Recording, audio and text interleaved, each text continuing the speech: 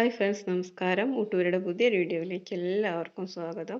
അപ്പോൾ അന്ന് ഞാൻ തയ്യാറാക്കാൻ പോകുന്നത് ഒരു അവിയലിൻ്റെ റെസിപ്പി ആട്ടോ. നമുക്ക് പെട്ടെന്ന് തയ്യാറാക്കി എടുക്കാൻ പറ്റുന്ന രീതിയിലാണ് തയ്യാറാക്കുന്നത്. പിന്നെ കുറച്ച് വ്യത്യസ്തമായിട്ടാണ് കേട്ടോ. അപ്പോൾ എല്ലാവരും വീഡിയോ ഒന്ന് സ്കിപ്പ് ചെയ്യാതെ കാണണേ. അപ്പോൾ ഞാനത് കുറച്ച് സമയം വെള്ളത്തിലിട്ട് വെച്ചതാണ്. ഇനി അതൊന്ന് നന്നായിട്ട് കഴുകിയെടുത്തിട്ട് നമുക്കൊന്ന് കട്ട് ചെയ്തെടുക്കണം. ഇതിൻ്റെ കൂട്ടത്തിൽ നമ്മളൊരു ചേമ്പും തണ്ടും കൂടി ചേർക്കുന്നുണ്ട് കേട്ടോ. അപ്പോൾ അത് ചേർക്കുമ്പോൾ നല്ല ടേസ്റ്റാണ്. അപ്പോൾ നമുക്കൊന്ന് കട്ട് ചെയ്തിട്ട് എടുക്കാം തൊടി പോയിട്ട്. അപ്പോൾ നമ്മൾ എടുത്തിട്ടുള്ളത് പയറും ചേനേൻ്റെ ഒരു പീസാണ്, പിന്നെ ക്യാരറ്റ്, അതുപോലെ കൈപ്പയ്ക്ക, മുരിങ്ങാക്കായ, പിന്നെ നമ്മൾ ഇതാ കുമ്പളങ്ങിയിട്ട് എടുത്തിട്ടുള്ളത്, പിന്നെ പച്ചക്കായ പറഞ്ഞല്ലോ അല്ലേ, കൈപ്പയ്ക്ക. ഇത്രയും സാധനങ്ങളാണ് എടുത്തിട്ടുള്ളത്. ഇനി നമുക്കൊരു ചേമ്പും തണ്ടും കൂടി ഇതിൽ ചേർക്കാം. പിന്നെ ഇതിലേക്ക് പച്ചക്കറി ഇഷ്ടമുള്ള ഉടഞ്ഞും പോവാത്തത് നമുക്ക് ഇതിൽ ചേർത്ത് കൊടുക്കാം കേട്ടോ. നമ്മുടെ ചേമ്പ് കണ്ടോ, ചെറുതാണ്. വലുതൊക്കെ ഉണ്ടായിരുന്നു, പന്നിയൊക്കെ കുത്തിപ്പോയി. നമുക്ക് ഇതിന്നൊരു തണ്ടെടുക്കാം കേട്ടോ. ഒന്നോ രണ്ടോ തണ്ടെടുക്കാം നമ്മളെ അവിയലിൽ ചേർക്കാൻ. കണ്ടോ, ചെറുതാണ്. നന്നായിട്ടുണ്ടായിരുന്നു വലുതൊക്കെ, പക്ഷെ എല്ലാം പന്നി കുത്തിപ്പോയി. ഇനി ആകെ ഒരു മറുട് മാത്രമേ ഉള്ളൂ. അപ്പോൾ ഇത് നമ്മൾ 2 തണ്ട് എടുത്തു കേട്ടോ. ഇതാ,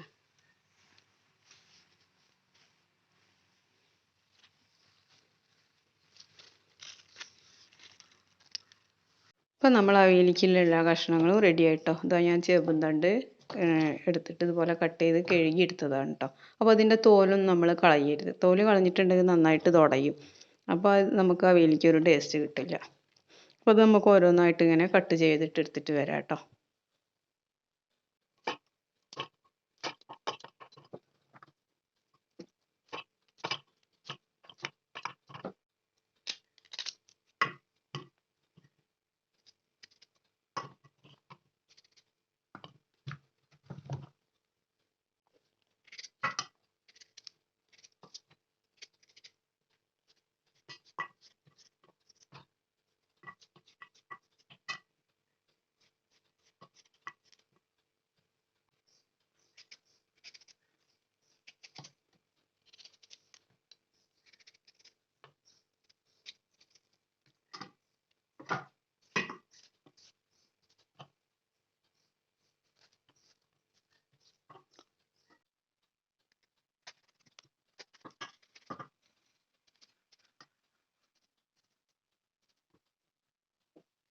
ഇതിപ്പം ഇളയ കയ്പ്പായതുകൊണ്ടാണ് കേട്ടോ ഞാൻ അതിൻ്റെ ഉള്ളിലെ പൂവൊന്നും കളയാത്ത. ഇല്ലെങ്കിൽ ഇതൊക്കെ കളഞ്ഞിട്ട് വേണം നിങ്ങൾ എടുക്കാൻ.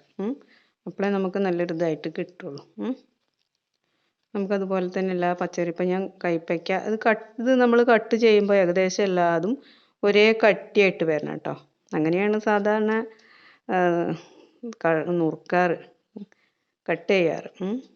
നമ്മൾ കട്ട് ചെയ്യുമ്പോൾ ചിലപ്പോൾ അങ്ങനത്തെ ഒരേ ഇതിലൊന്നും ആയി കിട്ടില്ല.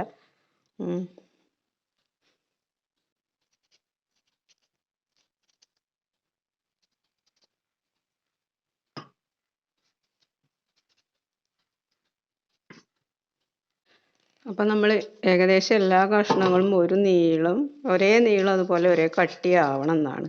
പക്ഷേ നമ്മൾ ഈ പപ്പായ, ഞാൻ പപ്പായ എടുക്കാറുണ്ട് കേട്ടോ ചിലപ്പോഴൊക്കെ. ഇപ്രാവശ്യം എടുത്തിട്ടില്ല. അത് നമ്മൾ എടുത്തിട്ടുള്ളത് കുമ്പളങ്ങ ഇളവൻ. ഞാൻ പാത്രം ഒന്ന് മാറ്റി കൊടുത്തു. മറ്റേതിൽ നമുക്ക് കട്ട് ചെയ്തിട്ട് ഇടാനുള്ള സ്പേസ് ഇല്ല. അപ്പോൾ വലിയ പാത്രത്തേക്ക് ആക്കിയിട്ട് കഷ്ണം മുറിച്ചൊക്കെ അതിലേക്ക് ആക്കി വെച്ചു.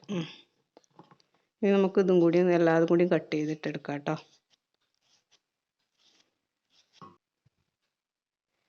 ഇതുപോലെയൊക്കെ ആയി കിട്ടി.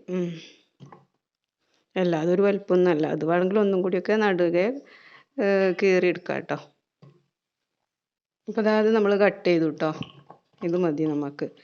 പിന്നെ ഇഷ്ടമുള്ള കഷ്ണങ്ങൾ നമുക്ക് കൂടുതൽ എടുക്കാം, കുഴപ്പമൊന്നുമില്ല. പക്ഷേ തുല്യമായിട്ട് വരുമ്പോഴാണ് നമ്മളെ അവിയലിന് ടേസ്റ്റ് വരിക കേട്ടോ. അപ്പോൾ ഇന്നലെ ഷഷ്ടി ആയിരുന്നില്ലേ, ഇന്നലെ ഞാൻ ചോറൊന്നും കഴിച്ചില്ല. രാത്രി കപ്പയും ചീനമുളകും ചമ്മന്തിയൊക്കെ ആയിരുന്നു. അപ്പം ഇന്ന് ഉച്ചയ്ക്ക് നന്നായിട്ടൊന്ന് ചോറുണ്ണാൻ എത്തിയിട്ട് പരിപാടിയാണ്. അതിനിപ്പോൾ എടുത്തിട്ട് ചേനയാണ് കേട്ടോ. ചേന എനിക്ക് തൊടാൻ പേടിയാണ് സത്യം പറഞ്ഞാൽ. ഭയങ്കര ചൊറിയാ, എനിക്ക് ചേന തൊടാൻ കഴിയില്ല. അപ്പോൾ പിന്നെ ഏതായാലും അവിയലിക്ക് നമ്മളിത് കട്ട് ചെയ്തെടുക്കല്ലാതെ വേറെ നിവൃത്തിയില്ലല്ലോ. അപ്പോൾ അതും കൂടി നമുക്കൊന്ന് കട്ട് ചെയ്യാം. ഇനി നമുക്ക് ചേമ്പിൻ്റെ തണ്ടുണ്ടല്ലോ എടുത്ത് വെച്ചാൽ അതും കൂടിയുള്ളൂ. ബാക്കി അപ്പോൾ കഷ്ണങ്ങളൊക്കെ റെഡിയായി. അപ്പോൾ എനിക്ക് കയ്യിൽ വെച്ചിട്ട് കട്ട് ചെയ്യാനായിട്ട് എളുപ്പം. അപ്പോൾ അതാണ് ഞാൻ അതുപോലെ ഇരുന്നിട്ട് എനിക്ക് സ്പീഡ് കിട്ടില്ല. അപ്പോൾ ഞാൻ നിന്നിട്ട് ഇതുപോലെ കയ്യിൽ വെച്ചിട്ടാണ് കട്ട് ചെയ്തെടുക്കുന്നത്. അതാണ് എനിക്ക് സുഖം. അപ്പം ഇനി നമ്മൾ കട്ട് ചെയ്തിട്ട് വരാം കേട്ടോ. അപ്പോൾ അതാ നമ്മൾ ചേന ഇതുപോലെ കട്ട് ചെയ്തെടുത്തു, കണ്ടില്ലേ. അപ്പോൾ അതല്ലാതെ നമ്മൾ കഴുകിയെടുത്താൽ കേട്ടോ. പച്ചക്കറി ഒരു 2-3 മണിക്കൂർ നേരം നല്ല വെള്ളത്തിൽ പിന്നെ കുതിർത്തിടുക എന്ന് തന്നെ പറയില്ല, അങ്ങനെ ചെയ്തതിന് ശേഷം കഴുകിയെടുത്തിട്ടാണ് ഞാൻ ഇതൊക്കെ ചെയ്യുന്നത് കേട്ടോ. പച്ചക്കറിയിലൊക്കെ നല്ല വിഷമുണ്ട്. അപ്പോൾ നമ്മൾ ഒരുപാട് സമയം ഞാൻ വെള്ളം മാത്രമേ ചേർത്തിട്ടുള്ളൂ. ഉപ്പ് മഞ്ഞൾപ്പൊടി അങ്ങനത്തെ കാര്യങ്ങളൊന്നും ചേർക്കാതെ തന്നെയാണ് ചെയ്തിട്ടുള്ളത് കേട്ടോ. ചേമ്പുന്നാണ്ട കേട്ടോ ഞാൻ അടുത്തത് അരിയണ്. അപ്പോൾ അത് തോലൊന്നും കളയാതെയാണ് അരിഞ്ഞെടുക്കണം കേട്ടോ. അപ്പോൾ അത് ഇത്ര കട്ടിൽ നമുക്ക് നടുവൊന്ന് കട്ട് ചെയ്ത് കൊടുത്താൽ മതി കേട്ടോ. അത് ഇതുപോലെ തന്നെ ഒരേ നീളത്തിൽ നമുക്ക് കട്ട് ചെയ്യാൻ നോക്കാം. ഇതുപോലെ കട്ട് ചെയ്തിട്ടിടാം. ഇതും അതുപോലെ നമുക്ക് ഇതുപോലെ അങ്ങനെ മുറിച്ചിട്ടെടുക്കാം.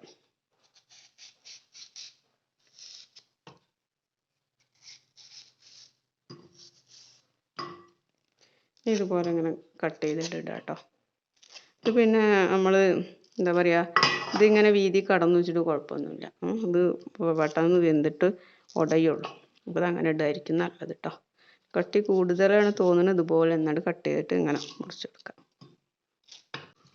അപ്പോൾ ഇതാ നമ്മളെ ചേമ്പും തണ്ടും അരിയൽ കഴിഞ്ഞു കേട്ടോ. അപ്പോൾ നമ്മളെ കഷ്ണങ്ങളൊക്കെ ഏകദേശം എല്ലാം ആയി. ഇനി നമുക്കിത് തയ്യാറാക്കാൻ നോക്കാം. അപ്പോൾ കഷ്ണം കുറച്ച് കൂടിപ്പോയി തോന്നുന്നു. ഞാൻ ഈ കുമ്പളങ്ങ എടുത്തത് മുഴുവൻ എടുത്തില്ല കേട്ടോ. അപ്പോൾ അത് മതി. എന്തായാലും ഇത് വേകുമ്പോഴേക്കും ഒന്ന് കുറഞ്ഞിട്ടല്ലോ, കുറയല്ലോ. അപ്പോൾ നമുക്ക് ഇനി കുക്കറിലാണ് കേട്ടോ വെക്കണേ. കുക്കറിലാകുമ്പോൾ നമുക്ക് പെട്ടെന്ന് വെന്ത് കിട്ടും ചെയ്യും. ഒറ്റ വിസിലിൽ നമ്മൾ എടുക്കണം. എന്നിട്ട് ഗ്യാസ് കളയണം. വെന്തുടയാൻ നിൽക്കരുത്. വെന്തുടഞ്ഞിട്ടുണ്ടെങ്കിൽ നമുക്ക് അവിയലിൻ്റെ ടേസ്റ്റ് പോകും. അപ്പോൾ നമുക്ക് നോക്കാം. അപ്പോൾ നമുക്ക് കുക്കറിലേക്ക് കഷ്ണങ്ങളൊക്കെ ചേർത്ത് കൊടുക്കാം കേട്ടോ.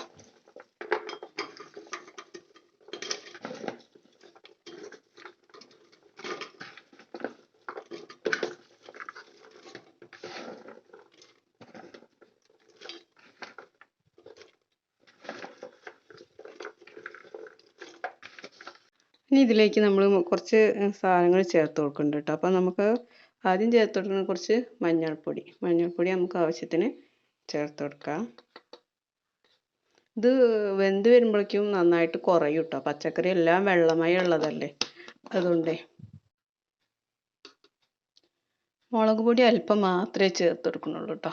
മുളക് പൊടി ശരിക്കും അധികമൊന്നും ചേർക്കില്ല. പച്ചമുളകാണ് നമ്മൾ അവിയലിലേക്ക് കൂടുതലായിട്ട് ചേർത്ത് കൊടുക്കുക.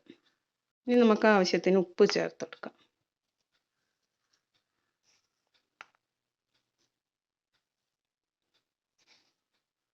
ഇനി ഇതിലേക്ക് നമ്മൾ വെള്ളം തളിച്ച് കൊടുക്കാൻ മാത്രമേ പാടുള്ളൂ കേട്ടോ. അധികം വെള്ളം ഒന്നും ചേർത്ത് കൊടുക്കരുത്. ഇതാ ഒരു ലേശം വെള്ളം മാത്രം, കണ്ടില്ലേ.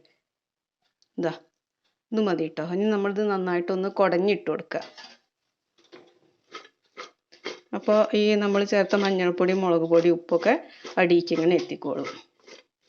അതുപോലെ നന്നായിട്ട് കുടഞ്ഞിട്ട് കൊടുത്തിട്ട് നമുക്ക് അടച്ച് വെച്ചിട്ട് ഒരൊറ്റ വിസിൽ മാത്രം മതി കേട്ടോ.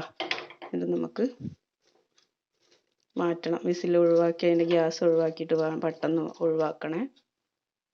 ഇനി ഇത് അടച്ച് വെച്ച് കൊടുക്കണം കേട്ടോ. ഇനി നമുക്ക് ഗ്യാസ് ഓണാക്കി കൊടുക്കാം. ഇനി ഒരു വിസിലടിച്ചാൽ നമുക്ക് പെട്ടെന്ന് ഇതിൻ്റെ ഗ്യാസ് കളഞ്ഞെടുക്കണം. അല്ലെങ്കിൽ കഷ്ണങ്ങളൊക്കെ വെന്ത് കുഴഞ്ഞു പോവുള്ളൂ. അപ്പോൾ നമുക്ക് വെയിറ്റ് ചെയ്യാം. അപ്പോൾ അതാ നമ്മളെ കഷ്ണങ്ങളൊക്കെ ഒരു പ്രാവശ്യം വിസിലടിച്ചിട്ട് ഓഫാക്കിയിട്ട് നമ്മൾ ഗ്യാസൊക്കെ കളഞ്ഞെടുത്തിട്ടുണ്ട് കേട്ടോ. ഇനി നമുക്കിത് വേറൊരു പാനിലേക്ക് ഒഴിച്ചു കൊടുക്കാം. എന്നിട്ട് നമ്മൾ തേങ്ങയും തൈരൊക്കെ ചേർത്ത് കൊടുക്കുക.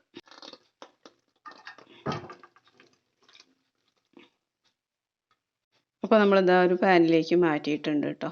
കഷ്ണങ്ങളൊന്നും വല്ലാതെ ഉടഞ്ഞിട്ടില്ല, കണ്ടോ. ഇനി നമുക്കിതിലേക്ക് നമ്മൾ റെഡിയാക്കി വെച്ചിട്ടുള്ള തൈരും തേങ്ങയൊക്കെ ചേർത്ത് കൊടുക്കാം.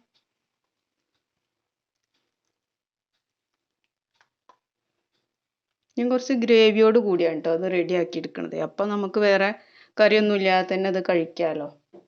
പിന്നെ ഇവിടെ എല്ലാവർക്കും ഇഷ്ടം അങ്ങനെ ഉണ്ടാക്കണതാണ് കേട്ടോ. നമ്മൾ ഡ്രൈ ആയിട്ടല്ലാതെ കുറച്ച് ഗ്രേവിയോട് കൂടി ഉണ്ടാക്കുന്നതാണ് ഇവിടെ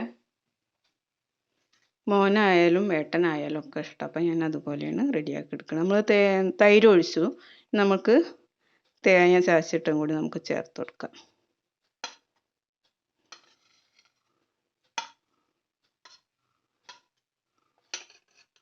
അപ്പോൾ നമ്മൾ ഈ തൈര് അടിച്ച് വെച്ചാൽ ആ ജാറിൽ കുറച്ച് വെള്ളം ചേർത്തിട്ട് ഞാൻ ഇതിലേക്ക് ഒഴിച്ചു കൊടുക്കുകയാണ് കേട്ടോ.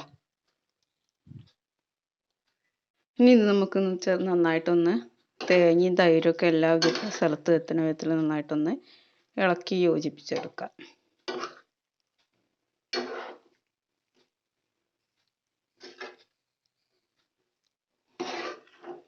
നന്നായിട്ട് ഇളക്കിയതിന് ശേഷം ഇതിൽ ഉപ്പൊക്കെ ഉണ്ടോ എന്ന് നോക്കാം കേട്ടോ നമുക്ക്. പിന്നെ പുളി കുറവുണ്ടെങ്കിൽ നമുക്ക് തൈര് ആവശ്യത്തിന് തൈര് ചേർത്ത് കൊടുക്കാം. പുളിയൊക്കെ കൂടുതൽ വേണം എന്നുള്ള ആളുകളുണ്ടെങ്കിൽ പാകത്തിന്. അപ്പോൾ നമ്മളിത് നന്നായിട്ട് ഇളക്കി വെച്ചു കേട്ടോ. ഇനി നമുക്കിതൊന്ന് ജസ്റ്റ് തേങ്ങയും നമ്മളെ തൈരും കൂടി ഒന്ന് ചൂടാക്കി എടുക്കാൻ വേണ്ടിയിട്ട് നമുക്ക് ഗ്യാസ് ഒന്ന് ഓണാക്കി കൊടുക്കാം. 2 മിനിറ്റ് നേരം ഇതൊന്ന് നന്നായിട്ട് ചൂടായിക്കോട്ടെ കേട്ടോ. ഇനി നമുക്ക് ഒരു ഗ്യാസ് ഓഫ് ആക്കാം. ഇപ്പോൾ തേങ്ങയും തൈരൊക്കെ നന്നായിട്ട് എല്ലാ സ്ഥലത്തും എത്തിയിട്ടുണ്ട്. നമുക്ക് ഇതൊന്ന് ചൂടായതിന് ശേഷം ചെറുതായിട്ട് വെള്ളം വരും കേട്ടോ, തൈരത്തെ വെള്ളം വരും. അപ്പോൾ ആ ഗ്രേവിയാണ് നമ്മൾ എടുക്കുന്നത്. പിന്നെ അപ്പോൾ നമുക്ക് ഉപ്പൊക്കെ ഉണ്ടോ എന്ന് നോക്കാം. ഉപ്പ് നോക്കിയിട്ട് കുറവ് ആണെങ്കിൽ ആവശ്യത്തിന് ചേർത്ത് കൊടുക്കാം കേട്ടോ. ഇത് നന്നായിട്ട് ഇതുപോലെ അങ്ങനെ തിള വരുമ്പോൾ നമുക്ക് ഒന്നും കൂടി ഒന്ന് ഇളക്കിയിട്ട് കൊടുക്കാം കേട്ടോ. മെല്ലെ ഇളക്കിയാൽ മതി ഇത്, അല്ലെങ്കിൽ കഷ്ണങ്ങളൊക്കെ നന്നായിട്ട് ഉടഞ്ഞു പോകുള്ളൂ. അവിയൽ റെഡി ആയിട്ടോ. അപ്പോൾ വീഡിയോ എല്ലാവർക്കും ഇഷ്ടമായിട്ടുണ്ടാകുമെന്ന് വിശ്വസിക്കുന്നു. ഇഷ്ടമായിട്ടുണ്ടെങ്കിൽ ലൈക്ക് ചെയ്യാനും കൂട്ടുകാർക്കൊക്കെ ഒന്ന് ഷെയർ ചെയ്ത് കൊടുക്കാനൊന്നും മറന്നു പോകരുതേ. ഇനി നമുക്കിതിലേക്ക് കറിവേപ്പില എത്ര കണ്ട് ചേർക്കാൻ പറ്റുവെച്ചാൽ അത്ര കണ്ട് നമ്മൾ വീട്ടിലുണ്ടാവണ കറിവേപ്പില കേട്ടോ. പുറത്തുനിന്ന് വാങ്ങണ കറിവേപ്പിലയിലൊക്കെ ഭയങ്കര വിഷം ചേർത്തിട്ടാണ് ഉള്ളത്. കഴിയുന്നത് ഒരു തൈ നമ്മളെ വീട്ടിൽ ഉണ്ടാക്കാൻ നോക്കണേ. ഇതാ നമ്മൾ നന്നായിട്ട് ഇല ചേർത്ത് കൊടുത്തു കേട്ടോ. ഇനി കുറച്ച് വെളിച്ചെണ്ണയും കൂടി നമുക്ക് ഇതിൻ്റെ മുകളിലേക്ക് ഒഴിച്ചു കൊടുക്കണം. ചൂടാറുന്നതിന് മുമ്പ് തന്നെ എണ്ണ ചേർത്ത് കൊടുക്കുന്നുണ്ട് കേട്ടോ.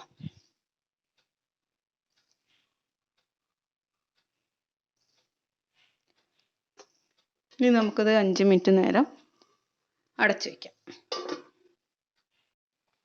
ഇപ്പോൾ ഇതാ നമ്മൾ അവിയൽ റെഡി ആയിട്ടോ. തുറന്നൊക്കെ കൊടുത്തിട്ടുണ്ട് നമ്മൾ വെളിച്ചെണ്ണ. നമുക്കിതൊന്ന് സെർവ് ചെയ്യണ സമയത്ത് ഇത് തുറന്നിട്ട് നമ്മൾ ഇളക്കി കൊടുത്താൽ മതി കേട്ടോ, വെളിച്ചെണ്ണയും കറിവേപ്പില ഇട്ടതിന് ശേഷം.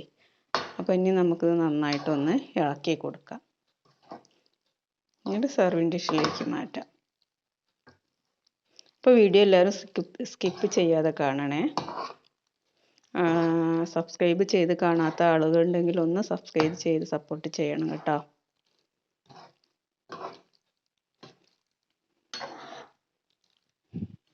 ഇത് സെർവിങ് ഡിഷിലേക്ക് മാറ്റാം.